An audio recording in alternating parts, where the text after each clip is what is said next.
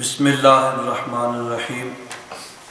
23ویں سپارے میں سورہ صافات کا یہ دوسرا رکوع ہے۔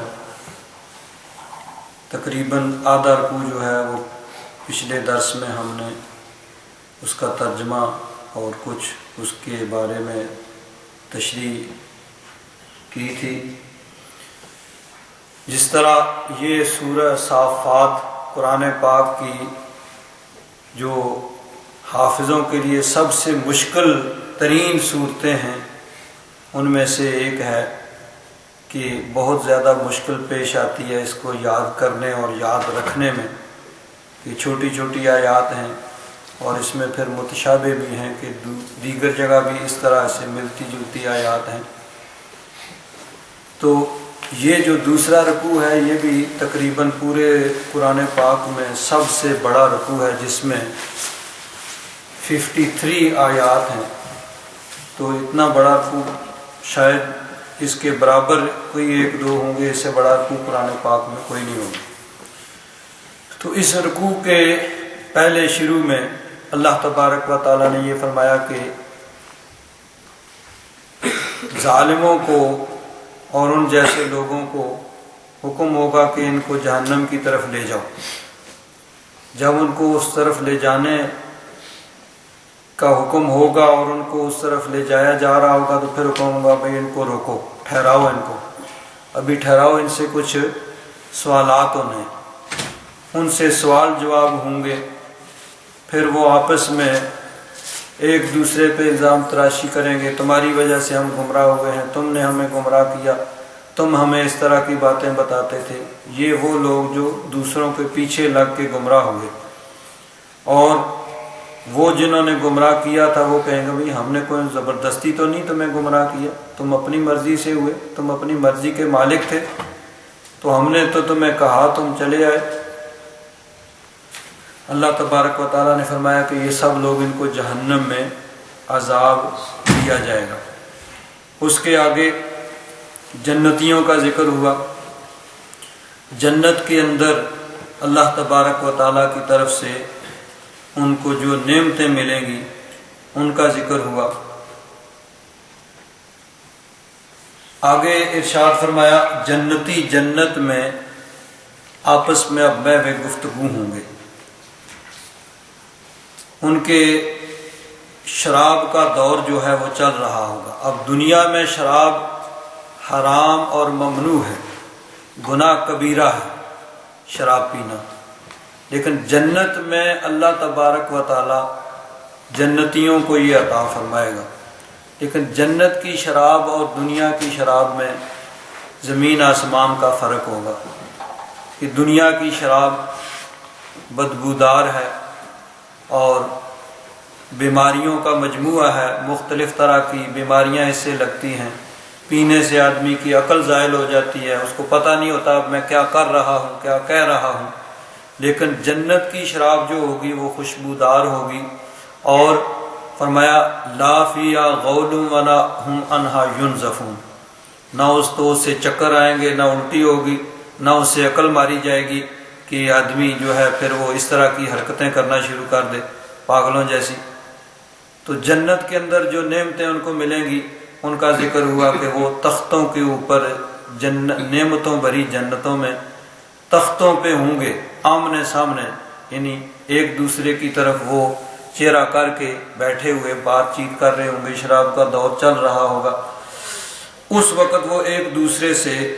پوچھیں گے فَأَقْبَلَ بَعْضُهُمْ عَلَى بَعْضٍ يَتَسَاءَلُونَ، ان میں سے بعض دوسروں سے سوال کریں گے، پوچھیں گے۔ قَالَ قَائِلٌ مِّنْهُمْ،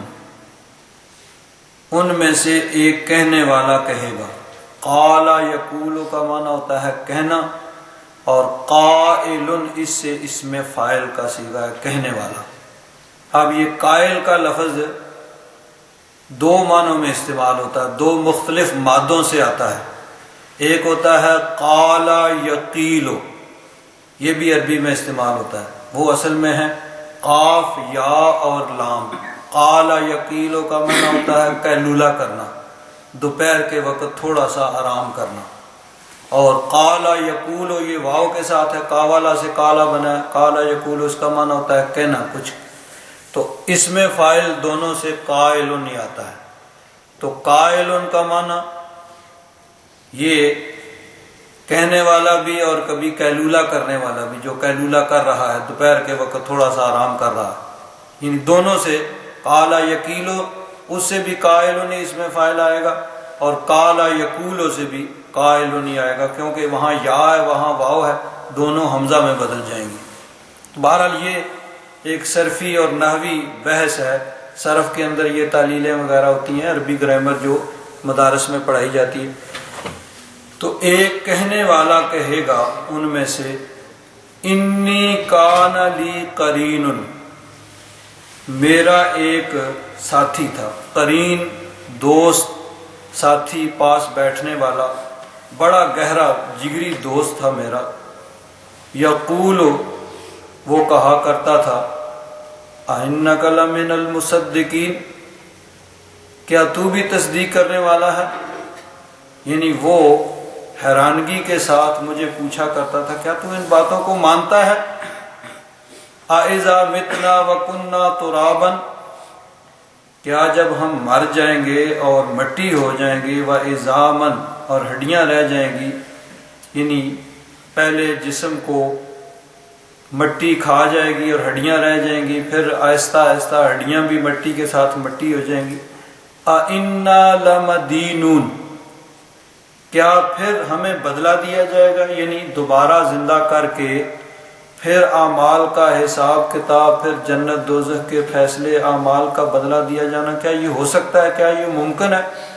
وہ بڑے تعجب سے پوچھا کرتا تھا، جس طرح آج بھی ہوتا ہے، کوئی کہہ سکتا ہے بھائی کہ تم 21 سینچری میں زندہ ہو، یورپ میں رہ رہے ہو اور ابھی بھی تم یہ یقین رکھتے ہو، تمہارا یہ عقیدہ ہے، تم اس طرح کا نظریہ رکھتے ہو، ان دی این انفلوئنس ایوب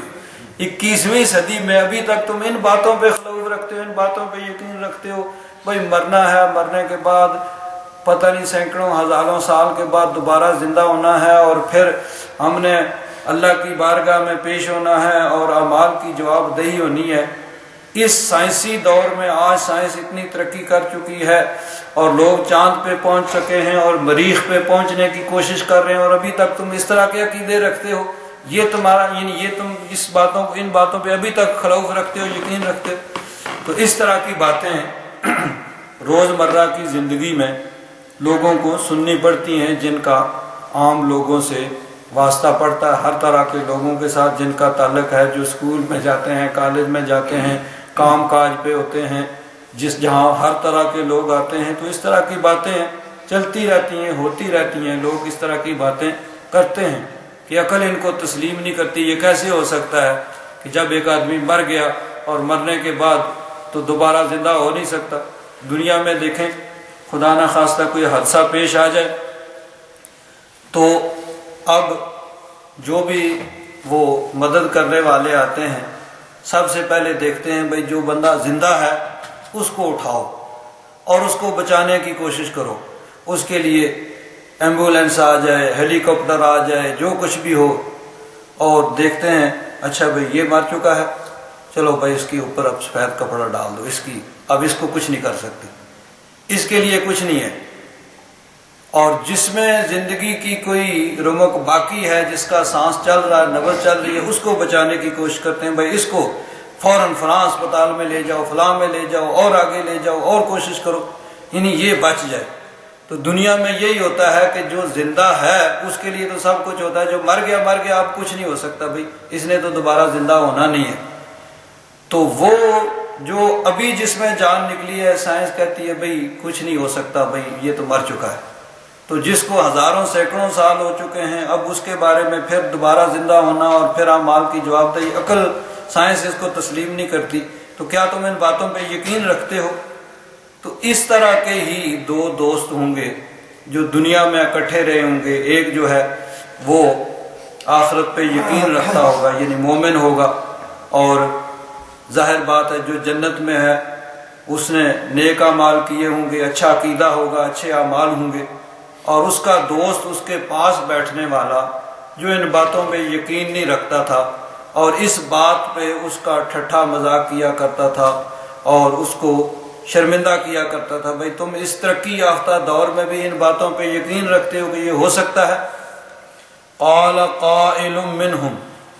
ان میں سے ایک کہنے والا کہے گا انی کان لی قرین، میرا ایک ساتھی تھا، میرا بڑا گہرا دوست تھا، یقول، وہ کہتا تھا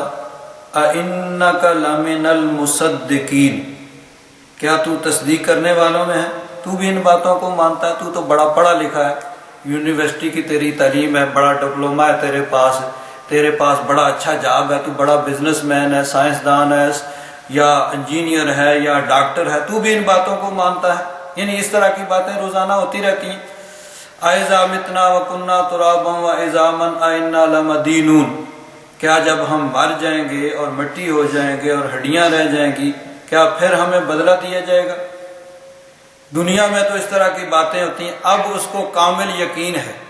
جس طرح اس بات کا یقین ہے کہ میں جنت میں ہوں، اس بات کا بھی یقین ہوگا کہ وہ اس طرح کے نظریات رکھنے والا جو قیامت کا منکر تھا، اللہ تبارک و تعالیٰ کو نہیں مانتا تھا اور یعنی صحیح اس کا عقیدہ نظریہ تھا نہیں تھا، وہ جہنم میں پڑا ہوا ہوگا۔ قال هل انتم مطلعون، کہے گا، اب کہنے والا کون ہوگا؟ یا تو جس کے ساتھ جنت کے اندر جس کے ساتھ اس کی گفتگو ہو رہی ہے وہ، یا یہ اللہ تبارک و تعالیٰ کی طرف سے ارشاد ہوگا کہ اللہ تبارک و تعالیٰ ارشاد فرمائے گا حل انتم مطلعون، کیا تم اس کو دیکھنا چاہتے ہو جو دنیا میں اس طرح کی باتیں کیا کرتا تھا، خود بھی گمراہ تھا اور دوسروں کو بھی گمراہ کرنے کی کوشش کرتا تھا، دوسروں کو بھی راہ ہدایت سے ہٹانے کی کوشش کرتا تھا اور اچھے عقیدہ رکھنے والوں کا مذاق اڑایا کرتا تھا اور ان کو شرمندہ کیا کرتا تھا، کیا تم اب دیکھنا چاہتے ہو وہ کس کنڈیشن میں ہے، کس حالت میں ہے، کہاں ہے؟ فَاطَّلَعَ، پس وہ جھانکے گا۔ یہ تمام ماضی کے صیغے استعمال ہو رہے ہیں، لیکن یہ مستقبل کے لیے ہے کہ جس بات کا واقعہ ہونا یقینی ہے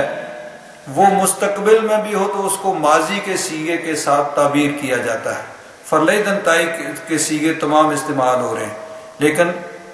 کیونکہ اس بات نے اسی طرح ہونا ہے جس طرح یہ بات یقینی ہے کہ سورج مشرق سے نکلتا ہے اور دو چار ہوتے ہیں، اس میں کوئی شک و شبہ نہیں ہے، اسی طرح یہ بھی یقیناً ہوگا، اس لیے یہ سارے ماضی کے صیغے جو ہیں استعمال ہو رہے ہیں۔ فَاطَّلَعَ، پس وہ جھانک کے دیکھے گا۔ جھانکنا ہوتا ہے اوپر سے نیچے کی طرف دیکھنا، کوئی اوپر کھڑا ہے پہاڑ کے اوپر یا اونچی بلڈنگ، نیچے کی طرف دیکھتا ہے تو اس کو کہتے ہیں جھانکنا، اور عربی میں کہتے ہیں اطلع یطلع۔ فَاطَّلَعَ، پس وہ جھانک کے دیکھے گا، فَرَآهُ، پس اس کو دیکھے گا۔ وہ جو جنت میں ہے اپنے اس دنیا کے ساتھی کو، اپنے اس دنیا کے قرین کو جو اس کے پاس بیٹھتا تھا، جس کے ساتھ اس کی بات چیت ہوا کرتی تھی، اس کو دیکھے گا۔ کہاں دیکھے گا؟ فی سواء الجحیم، جہنم کے اندر، جہنم کے وسط میں، جہنم کے درمیان میں، جہنم کے بیچوں بیچ اس کو دیکھے گا کہ وہ تو جہنم میں پڑا ہوا ہے، یہ جنت میں بیٹھا ہوا ہے، اور اس کو وہ جو ساتھی اس کا دنیا میں جو اس طرح کی باتیں کیا کرتا تھا، اس کو جب دیکھے گا تو وہ جہنم میں پڑا ہوا اس کو نظر آئے گا۔ قال، تو وہ جنتی اس سے کہے گا تاللہ ان کدت لتردین، اللہ کی قسم تو مجھے بھی ہلاک کرنے لگا تھا، اگر تیری باتوں میں آ جاتا، تیری بات مان جاتا تو پھر تو نے مجھے بھی ہلاک کر دینا تھا، میں بھی تیرے ساتھ یہیں پہ جہنم میں پڑا ہوا ہوتا، اب جنت میں نہ ہوتا۔ دنیا میں تو نے بڑی کوشش کی، اللہ تبارک و تعالیٰ نے کرم کیا، فضل کیا، مجھے بچا لیا، اگر میں تیری باتوں میں آ جاتا تو پھر کیا ہوتا؟ قال تاللہ ان کدت لتردین، قریب تھا کہ تو مجھے ہلاک کر دیتا، ولولا نعمت ربی، اگر رب کی نعمت نہ ہوتی، رب کا فضل نہ ہوتا، لَكُنْتُ مِنَ الْمُحْضَرِينَ، تو میں بھی حاضر کیا جانے والوں میں سے ہوتا، یعنی میں بھی تیرے ساتھ ہی ادھر ہی جہنم میں پڑا ہوا ہوتا۔ تو نے تو اپنی پوری کوشش کی مجھے وہاں لے جانے کی، لیکن اللہ تبارک و تعالیٰ کا کرم اور فضل ہوا۔ تو یہ جو بچنا ہے، نیکی کا راستہ اختیار کرنا ہے، گمراہی سے بچنا ہے، یہ اللہ تبارک و تعالیٰ کے کرم سے، اس کے فضل سے، اس کی توفیق سے ہوتا ہے۔ جس کو نیکی کی توفیق ملتی ہے، اچھے عقائد جس کو مل جاتے ہیں، اچھے اعمال کی توفیق ملتی ہے، تو یہ اللہ تبارک و تعالیٰ کا کرم ہے۔ اللہ تبارک و تعالیٰ نے جس کو اس چیز کے لیے منتخب کر لیا ہے، کسی اچھی محفل میں جانا، اچھے لوگوں کے پاس بیٹھنا، یہ رب تبارک و تعالیٰ کا کرم ہے، رب تبارک و تعالیٰ کا فضل ہے، اس کی توفیق سے یہ ہوتا ہے۔ جن کو وہ اپنے اس فضل کے لیے منتخب کر لیتا ہے، انہی کو یہ ملتا ہے۔ تو وہ جنتی بھی یہ وہاں پہ یہ نہیں کہے گا کہ یہ دیکھو میرے اعمال کی وجہ سے میں یہاں آ گیا ہوں، بلکہ یہ کہے گا کہ یہ رب کا فضل تھا۔ یہ نہیں کہے گا کہ میں بڑا عقل مند تھا، بڑا سمجھدار تھا اس لیے میں بچ گیا، بلکہ وَلَوْلَا نِعْمَةُ رَبِّي، رب کا فضل نہ ہوتا تو میں بھی تیرے ساتھ ہوتا وہیں پہ۔ تو عقل سمجھ ساری اچھی چیزیں ہیں، لیکن ان پہ آدمی اعتماد نہیں کر سکتا۔ اعتماد رب تبارک و تعالیٰ کے فضل اور کرم پہ ہے کہ رب کا کرم اور فضل ہوگا تبھی جو ہے انسان کو راہ ہدایت جو ہے وہ مل سکتا ہے۔ انسان کے دل کے اندر تڑپ موجود ہو ہدایت کو حاصل کرنے کی، اور اس کے لیے انسان کوشش کرے، تو رب تبارک و تعالیٰ دستگیری فرماتا ہے۔ ورنہ بڑے بڑے عقل مند لوگ بھی ہیں اور سمجھدار بھی ہیں، لیکن یہاں آ کے وہ بہک جاتے ہیں، پھسل جاتے ہیں۔ بڑے بڑے عقل مند، اگر صرف عقل کے ذریعے ہدایت حاصل ہوتی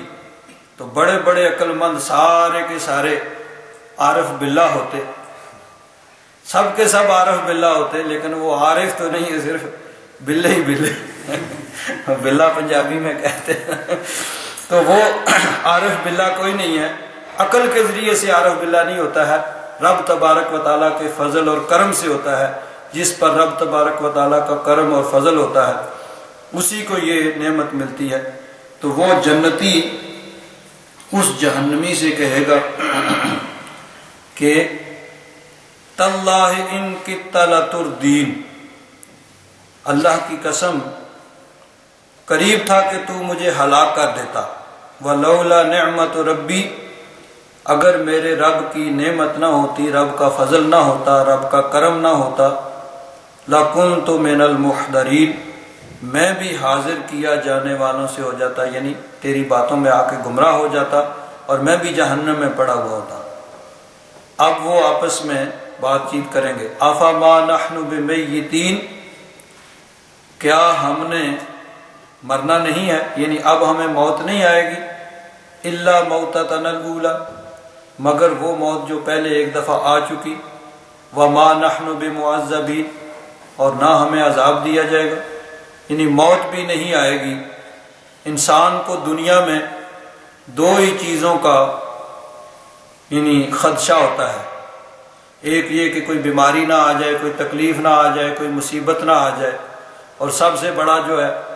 موت کا ڈر ہوتا ہے۔ موت جو ہے اس کا کوئی وقت مقرر نہیں ہے، یعنی موت کا وقت تو مقرر ہے لیکن ہمارے علم میں نہیں ہے کہ کس وقت ہم نے مرنا ہے۔ تو یہ دو چیزیں انسان کو، جو سب سے زیادہ انسان کے دل کے اندر جس چیز کا خدشہ ہوتا ہے کہ بیماری، تکلیف، مصیبت، پریشانی اور موت، کہ موت ہر وقت انسان کوئی پتہ نہیں ہے کس وقت آ جائے، اور دوسری چیز تکلیف، پریشانی، مصیبت کس وقت آ جائے، تو یہ دونوں چیزیں جو ہیں وہاں نہیں ہوں گی۔ نہ تو موت، کہ موت کے بارے میں حدیث پاک میں آتا ہے کہ جب جنتی جنت میں چلے جائیں گے، جہنمی جہنم میں چلے جائیں گے، سارے فیصلے مکمل، سارا پروسیس جو ہے وہ مکمل ہو جائے گا، اب جنتی جنت میں ہمیشہ رہیں گے اور دوزخ میں وہی رہ جائیں گے جنہیں ہمیشہ ہمیشہ دوزخ میں رہنا ہے۔ تو موت کو ایک مینڈے ایک جانور کی شکل میں لا کے جنت اور دوزخ کے درمیان اس کو ذبح کر دیا جائے گا۔ موت کو موت آ گئی، اب اس کے بعد کسی نے نہیں مرنا ہے، تو موت تو ختم ہوگی۔ تو وہ آپس میں بات چیت کریں گے، افما نحن بمیتین، کیا اب ہم نے مرنا نہیں ہے، الا موتتنا الاولی، مگر وہ موت جو پہلے آ چکی وہی موت، وما نحن بمعذبین، نہ ہمیں عذاب ہوگا۔ دونوں چیزیں جن کا انسان کو دنیا میں خدشہ ہوتا ہے، بیماری یا تکلیف مصیبت جو اس کے ساتھ، اور موت، تو دونوں اب نہیں ہوں گی، دونوں کی نفی ہوگی۔ تو جب آپس میں بات چیت کریں گے، بھئی دنیا میں انہی چیزوں کا انسان کو خدشہ ہوتا ہے، تکلیف مصیبت بیماری یا موت، تو یہ دونوں اب نہیں ہوں گی۔ ان ھذا لھو الفوز العظیم، یہ ہے بہت بڑی کامیابی۔ لمثل ھذا فلیعمل العاملون، اس جیسی کامیابی حاصل کرنے کے لیے کام کرنے والوں کو کام کرنا چاہیے، محنت کرنے والوں کو محنت کرنی چاہیے، کوشش کرنے والوں کو کوشش کرنی چاہیے اس کامیابی کو حاصل کرنے کے لیے۔ دنیا میں بہت سی کامیابیاں ہیں جن کے لیے انسان کوشش کرتا ہے، محنت کرتا ہے، تگ و دو کرتا ہے، دن رات اس کے لیے انسان کوشش کرتا ہے اور کیا کچھ کرتا ہے، لیکن اصل کامیابی یہ ہے کہ انسان ایسے اعمال کرے جن کی وجہ سے وہ جنت کا حقدار بن جائے، یہ ہے اصل کامیابی۔ تو وہ آپس میں بات چیت کریں گے، یا یہ بھی حکم اللہ تبارک و تعالیٰ کی طرف سے یہ فرمان ہوگا کہ یہ بہت بڑی کامیابی ہے۔ اصل کامیابی یہ ہے، لمثل ھذا فلیعمل العاملون، اس جیسی کامیابی کے حصول کے لیے عمل کرنے والوں کو عمل کرنا چاہیے، کوشش کرنے والوں کو کوشش کرنی چاہیے۔ اذالک خیر نزلا، کیا یہ بہتر مہمانی ہے، ام شجرۃ الزقوم، یا کہ زقوم کا درخت۔ نزل اس کھانے کو کہا جاتا ہے جو مہمان کے لیے تیار کیا جاتا ہے، مہمان آتا ہے تو اس کی مہمانی کے لیے، اس کی میزبانی کے لیے جو کچھ کھانا تیار کیا جاتا ہے اس کو نزل کہا جاتا ہے۔ تو ارشاد ہوگا کہ یہ بہتر مہمانی کی چیز ہے، یا کہ زقوم کا درخت۔ اور زقوم کا درخت کیا ہے؟ اِنَّا جَعَلْنَاهَا فِتْنَةً لِلظَّالِمِينَ، اس کو ہم نے آزمائش بنایا ہے ظالموں کے لیے، کافروں کے لیے، مشرکوں کے لیے، زقوم کے درخت کو۔ اور وہ کیا ہے؟ اِنَّهَا شَجَرَةٌ تَخْرُجُ فِي أَصْلِ الْجَحِيمِ، وہ ایک درخت ہے جو جہنم کی تہ سے، جہنم کی جڑ سے نکلتا ہے۔ زقوم کے درخت کا ذکر قرآن پاک میں مختلف مقامات پہ آیا ہے۔ بعض مفسرین کرام یہ فرماتے ہیں کہ یہ ایک درخت ہے جو عرب کے ایک علاقے میں پایا جاتا تھا، اور بڑا بدبودار بد مزہ قسم کا درخت ہوتا ہے، سخت کڑوا اور پھیکا، اور اس کے اندر کانٹے ہوتے ہیں، جس طرح کا ہمارے ہاں پاکستان میں اس کو تھور کا درخت کہتے ہیں، اس طرح کا درخت وہ وہاں پایا جاتا ہے، اس کو شجرۃ الزقوم کہتے ہیں۔ اور بعض مفسرین کرام کہتے ہیں کہ نہیں، دنیا میں اس طرح کا درخت نہیں، ہاں اس جیسا کہہ لے کہ اس طرح کا درخت یہ مختلف علاقوں میں پایا جاتا ہے، جو کسی کام کا بھی نہیں ہوتا ہے، اور سخت کڑوا، اور اس کا جو پانی نکلتا ہے وہ بھی بیماری کا باعث بنتا ہے، اگر لگ جائے تو خارش ہو جاتی ہے، اس طرح کا وہ درخت۔ تو وہ زقوم کا درخت، اس کا ذکر قرآن پاک میں مختلف مقامات پہ آیا ہے۔ تو کفار اس پہ مختلف طرح کے اعتراضات کرتے تھے۔ ایک اعتراض تو یہ ہوتا تھا کہ دیکھو بھائی، ایک طرف تو یہ کہتے ہیں کہ جہنم میں آگ ہی آگ ہوگی، تو جہاں آگ جل رہی ہو وہاں درخت کیسے رہ سکتا ہے؟ ایک طرف کہتے ہیں جہنم میں آگ جل رہی ہوگی، اور دوسری طرف کہتے ہیں وہاں ایک درخت بھی ہوگا۔ درخت جو ہے وہ آگ میں رہ نہیں سکتا، آگ اس کو جلا دے گی۔ تو یہ اعتراض کرتا تھا، وہ کافر اعتراض کرتے تھے۔ تو اللہ تبارک و تعالیٰ نے فرمایا انا جعلناها فتنۃ للظالمین، ہم نے اس کو آزمائش بنایا ہے ان کافروں کے لیے کہ یہ اس طرح کے اعتراضات کرتے ہیں۔ اور ایک حضرت پیر کرم شاہ صاحب رحمۃ اللہ تعالیٰ علیہ نے ایک یہ بھی روایت لکھی ہے کہ وہ عرب کے لوگ کہتے تھے ہم اس کو نہیں جانتے یہ زقوم کا درخت کیا ہے۔ تو حبشہ سے ایک آدمی آیا تو اس سے انہوں نے پوچھا تو انہوں نے کہا کہ ہمارے ہاں تو زقوم کہتے ہیں کہ کھجور اور پنیر کو ملا کے اس کو زقوم کہا جاتا ہے۔ جب انہوں نے یہ سنا تو اب ان کی تو اور موج ہوگی، انہوں نے کھجور اور پنیر کو ملایا اور کہا ہم زقوم کھاتے ہیں، ہم زقوم کھاتے ہیں، یعنی مذاق کے طور پر ایک دوسرے کہتے بھائی تم نے زقوم کھایا ہے، زقوم کھاؤ۔ یعنی قرآن پاک میں یہ ہے نا کہ جہنمیوں کو زقوم کھلایا جائے گا، تو انہوں نے کہا بھائی لو بھائی زقوم کھاؤ۔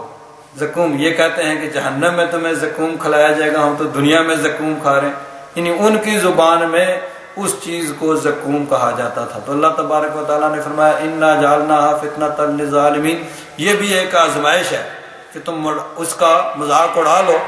لیکن انہا شجرۃ تخرج فی اصل الجحیم،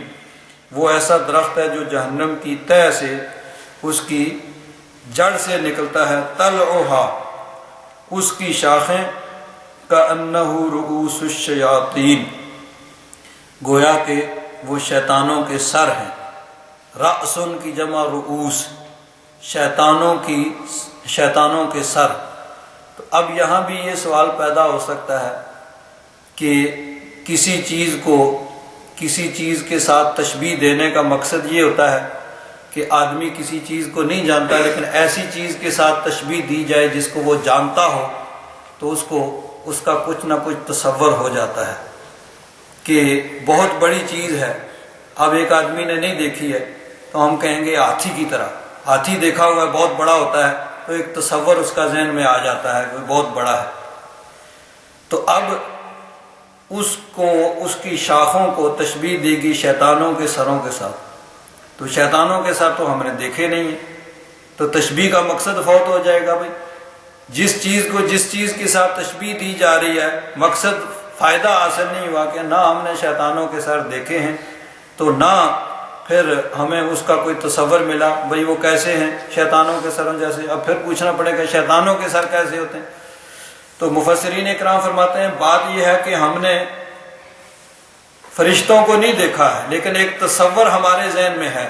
کسی خوبصورت چیز کو جب تشبیہ دینی ہوتی ہے تو فرشتے کے ساتھ تشبیہ دی جاتی ہے تو بات سمجھ میں آ جاتی ہے، ہاں کوئی خوبصورت چیز ہے۔ تو اسی طرح شیطانوں کے سروں کو دیکھا نہیں ہے لیکن سننے سے ایک ذہن میں تصور آتا ہے کوئی بھدی سی، کوئی بدصورت چیز، کوئی کریہ منظر چیز ہوگی۔ تو جب شیطانوں کے سروں کے ساتھ تشبیہ دی تو معلوم ہوا کہ وہ بھی کوئی بدصورت چیز ہوگی جو دیکھنے کے قابل نہیں ہوگی۔ تو اس طرح یعنی ایک تصور انسان کے ذہن میں کسی چیز کا ہوتا ہے، تو شیطانوں کے سروں کے ساتھ تشبیہ دینے کا مقصد یہ کہ بہت ہی وہ برے اور بدصورت ہوں گے، تو اس کی شاخیں اس طرح ہوں گی جس طرح شیطانوں کے سر۔ فَإِنَّهُمْ لَآكِلُونَ مِنْهَا، پس ان جہنمیوں نے اس میں سے کھانا ہے۔ فَمَالِئُونَ مِنْهَا الْبُطُونَ، اور اسی سے اپنے پیٹوں کو بھریں گے۔ مالا یملا بھرنا، مالئن اس کا اسم فاعل اس کی جمع، مالئون منہا البطون، اسی سے وہ پیٹ بھریں گے۔ یہ جہنم میں جب سخت ان کو بھوک لگے گی تو اب اور کچھ کھانے کو نہیں ملے گا تو پھر وہی زقوم کا درخت ان کو ملے گا۔ ہاں بھائی دنیا میں اس کا مذاق اڑایا کرتے تھے، یہی ہے کھانا چاہتے ہو تو کھا لو۔ تو اب سخت بھوک کی وجہ سے پھر وہ مجبوراً اسی کو کھائیں گے زقوم کو اور اسی سے پیٹ بھریں گے۔ ثم ان لہم علیہا لشوبا من حمیم، پھر ان کی باری آئے گی حمیم، سخت کھولتا ہوا گرم پانی بدبودار، وہ ان کو پینے کے لیے دیا جائے گا۔ یعنی جہنم کے اندر سخت بھوک پیاس لگے گی تو کوئی چیز ان کو کھانے پینے کے لیے نہیں ملے گی۔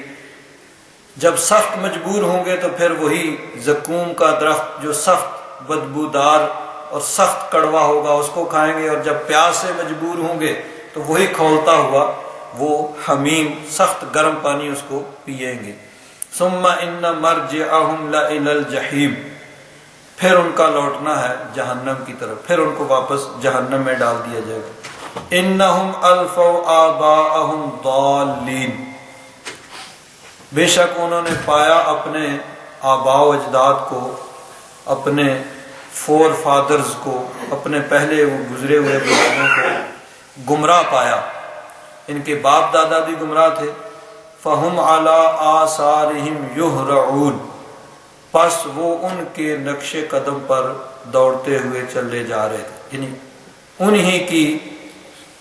روش پہ چلتے رہے، اسی طریقے پہ چلتے رہے۔ باپ دادا بھی گمراہ تھے تو یہ بھی انہی کے طریقے پہ چلتے ہوئے اسی گمراہی کو اختیار کیا، ہدایت کو نہ ڈھونڈا، ہدایت کو قبول نہیں کیا، اور ہدایت کی دل کے اندر تڑپ نہیں تھی، بس جس طرح باپ دادا کو گمراہ دیکھا اسی طریقے پہ یہ بھی دوڑتے ہوئے چلے گئے۔ وَلَقَدْ ضَلَّ قَبْلَهُمْ أَكْثَرُ الْأَوَّلِينَ، ان سے پہلے بھی بہت سے لوگ گمراہ ہوئے۔ وَلَقَدْ أَرْسَلْنَا فِيهِمْ مُنذِرِينَ، بے شک ہم نے ان میں ڈرانے والے بھیجے، نصیحت کرنے والے، اصلاح کرنے والے بھیجے۔ فَانظُرْ كَيْفَ كَانَ عَاقِبَةُ الْمُنذَرِينَ، پس دیکھو کہ جن لوگوں کو ڈرایا گیا، جن کو نصیحت کی گئی، ان کا کیسا انجام ہوا۔ منذر اس میں فاعل کا صیغہ ہے جس کا معنی ہے ڈرانے والا یا نصیحت کرنے والا، اور منذر اس میں مفعول ہے جس کو ڈرایا گیا، جس کو نصیحت کی گئی۔ تو منذرین سے مراد مبلغین اور انبیاء و مرسلین، اور منذرین سے مراد وہ لوگ ہیں جن کو نصیحت کی گئی، جن کو سمجھایا گیا، جن کو ڈرایا گیا۔ تو اللہ تعالیٰ فرماتا ہے وَلَقَدْ أَرْسَلْنَا فِيهِمْ مُنذِرِينَ، ہم نے ان میں نصیحت کرنے والے بھیجے، تو بس جن کو نصیحت کی گئی تھی دیکھو ان کا انجام کیا ہوا، یعنی انہوں نے نہیں مانا اور وہ جہنم کا ایندھن بنے۔ دنیا میں ان کو نصیحت کی گئی، ان کو سمجھایا گیا، لیکن انہوں نے ہدایت کو قبول نہیں کیا، نصیحت پہ کان نہیں دھرے،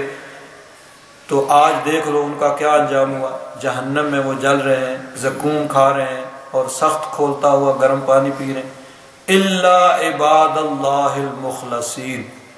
ہاں اللہ کے مخلص بندے جو ہیں انہوں نے ہدایت کو قبول کیا، رائے ہدایت کو اختیار کیا،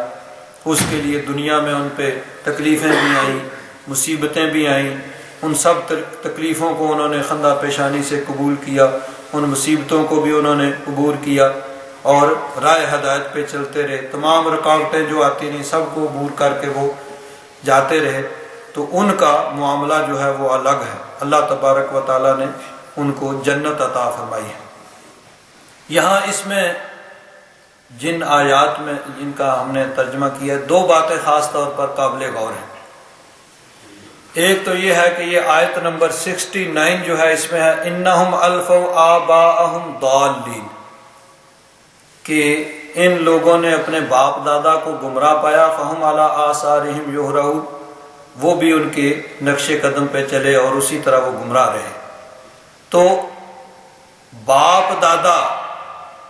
ان کے نقش قدم پہ چلنا یہ برا نہیں ہے، گمراہ باپ دادا کے نقش قدم پہ چلنا یہ برا ہے۔ قرآن پاک میں جا بجا اس بات کی مذمت بیان کی گئی ہے کہ کافر اپنے باپ دادا کے نقش قدم پہ چلتے تھے، انہی عقائد کے ساتھ چمٹے رہے جو ان کے باپ دادا کے عقائد تھے۔ تو برائی کیا ہے؟ گمراہ باپ دادا کے پیچھے چلنا، ان کی بات ماننا، ہدایت کو قبول نہیں کرنا، اور ہدایت کی ان کو نصیحت کی جائے، ان کو صحیح درست عقیدہ اور عمل ان کو سمجھایا جائے تو وہ کہتے نہیں بھائی ہمارے باپ دادا یہ کرتے تھے، ہم یہی کرتے رہیں گے، ہم اس کو نہیں چھوڑیں گے۔ تو اگر کسی کے باپ دادا ہدایت یافتہ ہے تو یہ مطلب نہیں ہے کہ اگر کسی کا باپ دادا کہتا تھا کہ خدا ایک ہے تو وہ کہے نہیں میں نے تو اپنے باپ دادا کے پیچھے چلنا نہیں ہے تو میں یہ کہوں گا کہ خدا ایک نہیں ہے دو ہے، نہیں، یہ مقصد نہیں ہے۔ بعض لوگ ان آیات کو غلط معنی میں استعمال کرتے ہیں کہ دیکھو جی قرآن پاک میں اپنے باپ دادا کے پیچھے چلنے کی مذمت بیان کی گئی ہے اور تم ہو کہ تم تقلید کرتے ہو تم حضرت امام اعظم کی بات مانتے ہو، ان کی بات نہیں،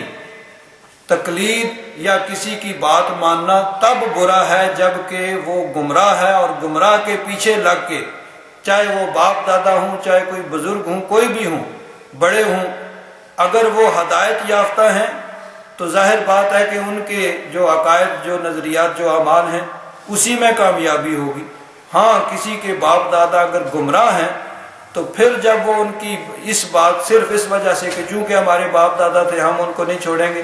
یہ چیز جو ہے یہ گمراہی ہے اور یہ جہنم میں جانے کا سبب بنے گا۔ تو قرآن پاک میں جہاں پر بھی اس بات کی مذمت کی گئی ہے باپ دادا کے پیچھے لگنے کی، وہ اس میں ہے کہ جن کے باپ دادا گمراہ تھے وہ ان گمراہ باپ دادا کی اتباع کرتے ہوئے ان کے پیچھے چلتے رہے، ان کو فالو کیا انہوں نے، اور انہی کی عقائد و نظریات کو انہوں نے تھام کے رکھا اور اسی کے ساتھ چمٹے رہے، انہوں نے ہدایت کو قبول نہیں کیا۔ تو اگر ہم حضرت امام اعظم، حضرت غوث اعظم، حضرت داتا گنج بخش، حضرت خواجہ اجمیری، حضرت شاہ نقش بند، حضرت مجدد الافسانی، ان بزرگوں کی اتباع کرتے ہیں تو اس لیے کہ وہ قرآن حدیث کے یعنی جو نچوڑ ہے انہوں نے نکال کے ہمارے سامنے رکھا ہے، اسی کو انہوں نے فالو کیا، اسی پہ وہ چلتے رہے، اور ہمیں بھی یہی تلقین کی بھئی اسی کو اختیار کرنا ہے۔ تو یہ عین ہدایت ہے، یہی ہدایت کا راستہ ہے کہ انہوں نے ساری عمر اسی بات میں صرف کر دی کہ قرآن پاک، احادیث مبارکہ، اس کا انہوں نے نچوڑ جو ہے ہمارے سامنے انہوں نے رکھا اور اس کو انہوں نے اختیار کیا، اور ہمیں بھی یہی ہدایت کی، یہی نصیحت کی بھئی اسی کو تم نے تھام کے رکھنا ہے، اس سے آگے پیچھے نہیں ہونا۔ تو باپ دادا جس کے گمراہ ہیں اس کے پیچھے چلنا گمراہی ہے، نیک متقی پرہیزگار ہدایت یافتہ بزرگ جو ہیں ان کی اتباع کرنا یہی کامیابی اور اللہ تبارک و تعالیٰ کی رضا حاصل کرنے کا ذریعہ ہے۔ اور ایک اور بات بڑی اہم آج کے اس درس کے اندر اور ان آیات کے اندر ہے کہ اللہ تبارک و تعالیٰ فرماتا ہے کہ جنتی جنت کے اندر بیٹھے ہوئے ہوں گے اور آپس میں بات چیت کر رہے ہوں گے، اور بات چیت ان میں سے بات چل نکلے گی۔ ایک آدمی کہے گا میرا ایک دوست تھا، دنیا میں وہ اس طرح کی باتیں کیا کرتا تھا، وہ مجھے کہتا تھا کہ تم دیکھو ابھی بھی تم ان باتوں پہ یقین رکھتے ہو کہ مرنے کے بعد دوبارہ زندہ ہونا ہے، اس طرح کی باتیں وہ کیا کرتا تھا۔ تو حکم ہوگا کیا تم اس کو دیکھنا چاہتے ہو؟ پس وہ دیکھے گا، اس کو جہنم میں پڑا ہوا دیکھے گا۔ اب جنتی جنت میں ہے اور جہنمی جہنم کے اندر ہے۔ جنت کہاں ہے؟ اب اس کو ہم اتنا کہہ سکتے ہیں کہ 7 آسمانوں کے اوپر کہاں ہے، وہ تو جب پہنچیں گے صحیح معلوم ہوگا، لیکن یہ ہے کہ وہ 7 آسمانوں کے اوپر ہے، اور جہنم 7 زمینوں کے نیچے ہے، اور اس میں لاکھوں کروڑوں یا لا تعداد کلومیٹر میلوں کا فاصلہ ہے۔ تو اب جنتی جنت میں ہے، جہنمی جہنم میں ہے، تو جنتی جنت میں بیٹھے بیٹھے اس جہنمی کو وہاں سے دیکھ لے گا، اور صرف دیکھے گا ہی نہیں بلکہ اب اس سے بات چیت بھی ہوگی۔ یہاں صرف جنتی کا ہے تو اگر وہ اس کی بات سن نہیں رہا تو اس کی بات کرنا فضول ہے، یعنی اس کی بات جہنمی سنے گا بھی۔ وہ اس کو کہے گا کہ قریب تھا تو مجھے ہلاک کر دیتا، اور اگر رب کی نعمت نہ ہوتی، رب کا فضل نہ ہوتا تو میں بھی حاضر کیے جانے والوں میں سے ہوتا۔ تو جنتی جنت میں بیٹھے ہوئے جہنمی کو دیکھ بھی لے گا اور اپنی بات بھی اس کو سنا لے گا۔ تو اتنے دور سے جنت سے جہنم، جہاں لاکھوں کروڑوں یا لا تعداد میلوں کا فاصلہ ہے، وہ اس کو دیکھ بھی لے گا اور اس کو بات اپنی سنا بھی لے گا۔ تو معلوم ہوا کہ دور سے کسی کو دیکھ لینا یا کسی کی بات کو سن لینا یا کسی کو بات کو سنا دینا، یہ یعنی بعض لوگ کہتے ہیں کہ یہ اللہ تبارک و تعالیٰ کی صفت ہے۔ بھائی دور سے سننا یا دور سے دیکھنا اللہ تبارک و تعالیٰ کی صفت ہے۔ کسی اور کے بارے میں یہ عقیدہ رکھنا کہ وہ بھی دور سے سن لیتا ہے یا دور سے دیکھ لیتا ہے، یہ شرک ہے۔ جس طرح ہم یا رسول اللہ کہتے ہیں تو وہ کہتے ہیں دیکھو بھئی یہ تو شرک ہے۔ نبی کریم صلی اللہ علیہ وسلم تو مدینہ منورہ میں ہیں، اور بعض تو معاذ اللہ یہ کہتے ہیں کہ حضور تو معاذ اللہ مر کے مٹی میں مل گئے، تو کہتے ہیں کہ جو کچھ نرم ہے وہ کہتے ہیں کہ جو مدینہ منورہ میں ہیں، قبر میں ہیں، اور تم ہزاروں میل دور سے پکارتے ہو، دور سے تو کوئی سن نہیں سکتا، دور سے سننا تو اللہ تبارک و تعالیٰ کی صفت ہے۔ تو اب جو جنتی جنت میں بیٹھا ہوا ہوگا وہ خدا نہیں ہے، وہ بندہ ہے، اللہ تبارک و تعالیٰ کا بندہ ہے، کوئی نیک بندہ ہوگا، تو وہ جنتی جنت میں بیٹھے ہوئے جہنمی کو دیکھ بھی لے گا اور اس کو اپنی بات سنا بھی لے گا۔ تو معلوم ہوا کہ دور سے دیکھنا اور سننا سنانا یہ ایسی صفت نہیں ہے جو اللہ تبارک و تعالیٰ کے ساتھ خاص ہو، اور اللہ تبارک و تعالیٰ نے کسی کو عطا نہ کی ہو۔ اللہ تبارک و تعالیٰ جس کو یہ چاہے یہ صفت عطا فرما دیتا ہے۔ اگر جنتی کو اللہ تبارک و تعالیٰ یہ صفت عطا فرمائے گا تو چاہے تو دنیا میں بھی دے دے۔ حضور نبی کریم صلی اللہ علیہ وسلم اپنی قبر انور میں بیٹھے ہوئے، کوئی کہیں سے درود شریف پڑھے گا تو اس کو وہاں سے حضور اس کی سن بھی لیں گے، حضور دیکھتے بھی ہیں، اپنے محبین کی محفلوں میں حضور چاہیں تو تشریف بھی لے جاتے ہیں۔ تو دور سے سننا یا دیکھنا یہ اللہ تبارک و تعالیٰ اگر جنتیوں کو عطا فرمائے گا تو دنیا میں بھی عطا فرما سکتا ہے، اور اللہ تبارک و تعالیٰ نے اپنے محبوب کو عطا فرمایا۔ حدیث پاک میں آتا ہے کہ حضور نے ایک لشکر بھیجا، اور وہ لشکر اسلامی سلطنت کی سرحد پہ یعنی مدینہ منورہ سے سینکڑوں کلومیٹر دور وہ لڑ رہا ہے، وہاں پہ لڑائی ہو رہی ہے۔ حضور انور صلی اللہ تعالیٰ علیہ وسلم مدینہ منورہ میں بیٹھے ہوئے، تو حضور وہاں سے ارشاد فرما رہے ہیں کہ اب جنگ ہو رہی ہے، اور حضرت زید بن حارثہ کو امیر لشکر بنا کر بھیجا تھا۔ تو فرمایا کہ اب زید شہید ہو گئے، اب جو ہے جھنڈا وہ عبداللہ بن رواحہ نے اٹھا لیا، پھر عبداللہ بن رواحہ وہ بھی شہید ہو گئے، اب جھنڈا جعفر طیار نے لے لیا ہے، اب جعفر طیار بھی شہید ہو گئے، اب جھنڈا خالد بن ولید نے لے لیا ہے۔ تو نبی کریم صلی اللہ علیہ وسلم مدینہ منورہ میں بیٹھ کر وہاں کے احوال کو بیان فرما رہے ہیں، اور یہ نہیں ہے کہ کوئی ٹی وی لگا ہوا ہوگا یا انٹرنیٹ پہ دور سے دیکھ رہے ہیں، یہ آج سے 1400 سال سے زیادہ عرصہ پہلے کی بات ہے۔ تو یہ کیا ہے؟ اللہ تبارک و تعالیٰ نے اپنے محبوب کو وہ قوت بصارت، دیکھنے کی قوت عطا فرمائی کہ مدینہ منورہ میں بیٹھ کر حضور وہاں کے حالات کو مشاہدہ کر رہے ہیں اور اس کو بیان فرما رہے ہیں۔ حضور نبی کریم صلی اللہ علیہ وسلم کو اللہ تبارک و تعالیٰ نے یہ طاقت عطا فرمائی کہ دور جو چیزیں واقعہ ہو رہی ہیں حضور ان کو وہاں بیٹھے ہوئے دیکھتے تھے۔ آج بھی حضور قمر انور میں بیٹھے ہوئے دور کی احوال کو مشاہدہ بھی فرماتے ہیں۔ بزرگ فرماتے ہیں کہ حضور نبی کریم صلی اللہ علیہ وسلم اپنی قبر انور کے اندر تشریف فرما ہے،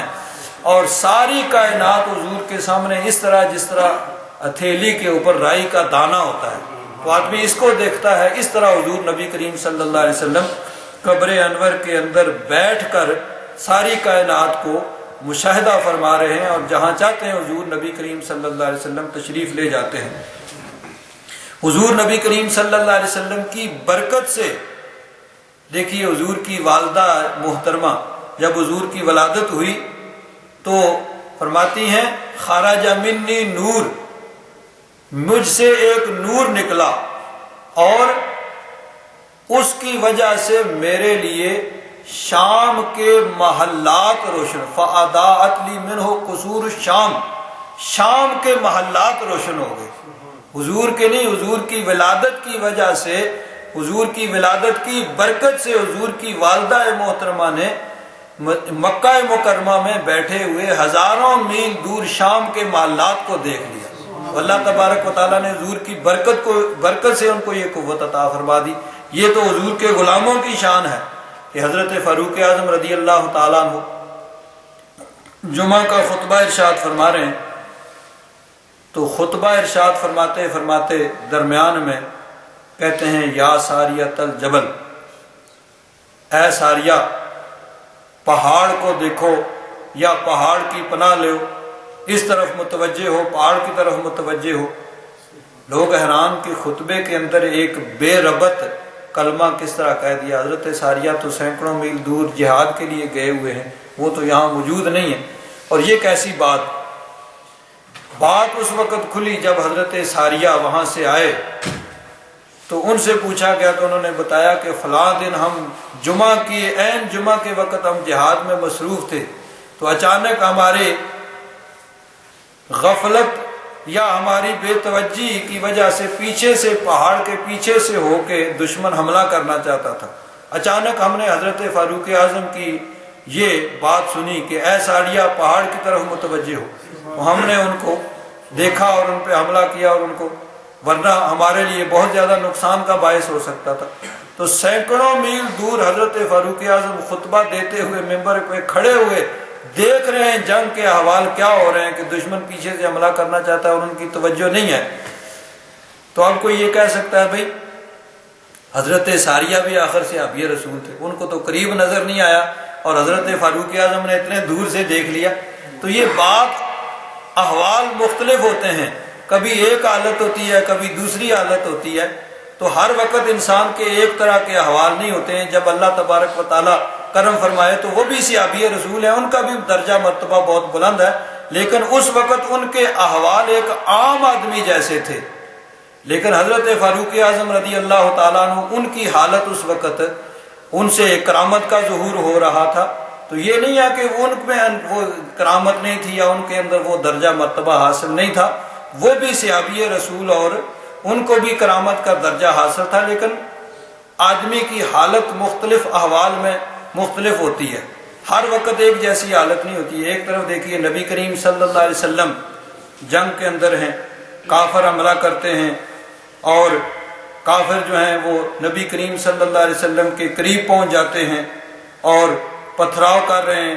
اور حضور نبی کریم صلی اللہ علیہ وسلم کے دندان مبارک شہید ہو رہے ہیں، اور حضور کہتے ہیں بھائی ان کو روکو، ان سے لڑو، ان کو پیچھے ہٹاؤ۔ ایک طرف تو یہ حال ہے اور ایک طرف یہ ہے کہ حضور نے مٹی اٹھائی اور پھینکی اور سب کے سب وہ اندھے ہو گئے، کسی کو نظر ہی نہیں آ رہا، سب بھاگ گئے۔ تو وہ مختلف حالتیں ہوتی ہیں، ایک وہ حالت ہے اور ایک یہ حالت ہے۔ ایک طرف بشریت کا ظہور ہو رہا ہے اور ایک طرف اللہ تبارک و تعالیٰ کی محبوبیت کا ظہور ہو رہا ہے۔ تو اسی طرح اولیاء کرام کے بھی مختلف احوال ہوتے ہیں، کسی وقت کرامت کا ظہور ہوتا ہے اور کسی وقت ان کے ایک عام آدمی کے طور پر جو اس طرح کے احوال ظاہر ہوتے ہیں۔ تو حضرت فاروق اعظم رضی اللہ تعالیٰ عنہ مدینہ منورہ میں ممبر پر کھڑے ہوئے ان احوال کو دیکھ رہے ہیں، ان کو خبردار بھی کر رہے ہیں اور ان کو سنا بھی رہے ہیں۔ تو اس طرح کی احادیث مبارکہ اور اس طرح بزرگان دین کے احوال جو ہیں وہ کتابوں کے اندر مذکور ہیں کہ دور کے احوال کے انہوں نے دیکھ بھی لیا اور دور کے باتوں کو انہوں نے سن بھی لیا، سنا بھی لیا۔ تو یہ دور سے سننا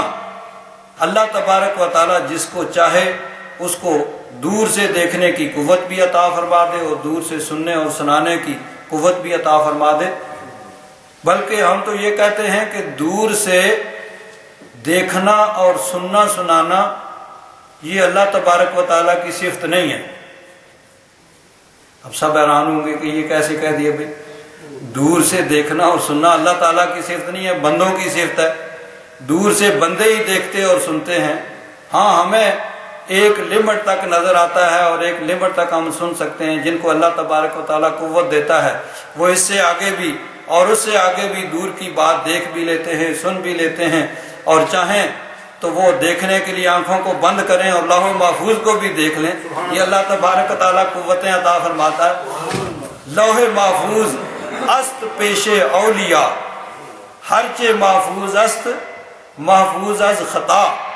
جو نہیں نظر آتا ہے وہ ہمیں نظر نہیں آتا، اولیاء اللہ کے سامنے ہوتی لوح محفوظ۔ تو اللہ تبارک و تعالیٰ کی صفت نہیں ہے دور سے دیکھنا اور سننا۔ کیوں؟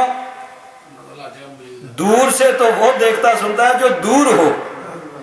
جو امسٹرڈیم میں بیٹھا ہوا ہم کہیں وہ وہاں بیٹھا ہوا، اللہ تبارک و تعالیٰ تو ہر جگہ موجود ہے، ہر جگہ۔ نحن اقرب الیہ من حبل الورید، تو جب وہ ہے ہی قریب تو پھر دور سے یعنی اس کا دیکھنا سننا کس طرح متصور ہو سکتا ہے؟ تو دور سے دیکھنا سننا یہ اللہ تبارک و تعالیٰ کی عطا سے اس کے بندوں کی صفت ہے۔ اللہ تبارک و تعالیٰ تو ہے ہی قریب، ہر چیز کے قریب ہے، کوئی چیز اس سے دور ہے ہی نہیں کہ وہ دور سے دیکھے یا سنے۔ تو یہ اللہ تبارک و تعالیٰ کی عطا سے اس کے بندوں کو یہ صفات ملتی ہیں، جو اس کے نیک بندے ہیں اللہ تبارک و تعالیٰ ان کو یہ قوتیں اور طاقتیں عطا فرماتا ہے۔